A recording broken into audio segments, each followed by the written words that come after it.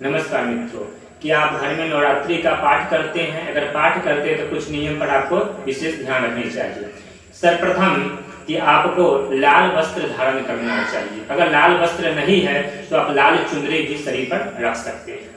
दूसरा, जब आप पाठ करें तो पुस्तक का सर्वप्रथम पूजन करें। पुस्तक को फूल अक्षत चढ़ाकर उनका पूजन करें। उसके बाद पुस्तक को कभी भी हाथ में लेकर नहीं पढ़ना चाहिए। इस प्रकार से पुस्तक नहीं पढ़नी चाहिए। जब भी पुस्तक का पाठ करे तो पुस्तक को किसी आसन पर रख देवे।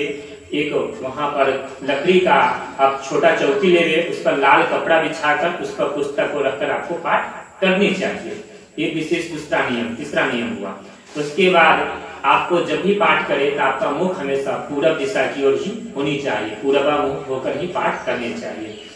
पाठ जो होता है तो लोग समय के लिए बहुत तेज पढ़ते हैं, तेज नहीं पढ़ना चाहिए। देखिए, पाठ जब भी हो मधुर स्वर में होना चाहिए, न अत्यधिक तेज होना चाहिए, न अत्यधिक धीमी होनी चाहिए। थोड़ा एक मधुर स्वर में ही पाठ करना चाहिए।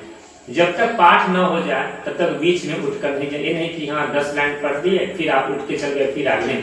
जब भी करे पूरा पाठ कर ले। उसके बाद फिर नियम होता है कि अगर कोई पूजन करने से पूर्व आचमनी अवश्य करना चाहिए, जिसमें केशवाय नमः माधवाय नमः करके 3 बार आचमनी करना चाहिए और फिर हाथ धो लेना चाहिए।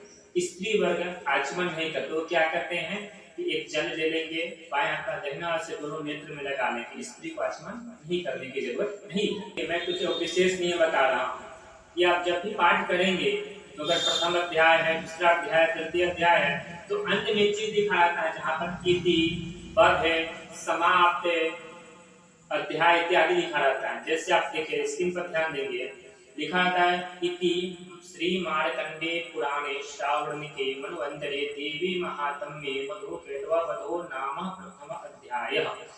इसका प्रयोग नहीं करना क्योंकि ये करने से धन की हानि होती, जीवन विपत्ति आती। यहाँ पर आप क्या कर सकते हैं? देखिए, यहाँ पर कहना चाहिए ओम जय जय मार्कंडे पुराणे श्रावणिके मन्वंतरे देवी महात्म्ये। अगर प्रथम है तब प्रथम अध्याय प्रथम ओम, दूसरा है यहाँ द्वितीय ओम तत्सत, सत्य शंतु मम। अगर स्वयं के लिए कहे तो मम यजमान यजमान स काम श्री जगदम्बा अर्पणमस्तु। आप इसका प्रयोग करें। अगर इतना नहीं कह पा रहे तो सीधा करें श्री जगदम्बा अर्पणमस्तु। आप इसका प्रयोग करेंगे, वहां पर जो अंत में दिया गया उसका प्रयोग नहीं करेंगे।